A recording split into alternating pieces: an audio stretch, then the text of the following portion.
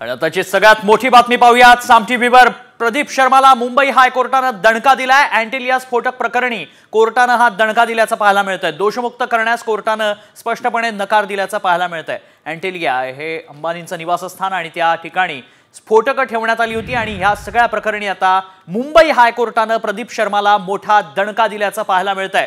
प्रदीप शर्मा यांना कोर्टानं दणका दिलाय।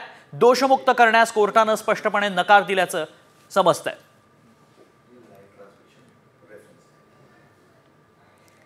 अँटिलिया प्रकरणावरनं मविया सरकार कोसळलं होतं। इतकं मोठं हे प्रकरण आणि या अँटिलिया बाहेर स्फोटकं ठेवण्यात आली होती। अधिक माहिती जाणून घ्या आमचे प्रतिनिधी सचिन काळ सध्या संपर्कात आहेत। सचिन, काय नेमकं प्रकरण आहे आणि प्रदीप शर्मांना का कोर्टानं दणका दिलाय?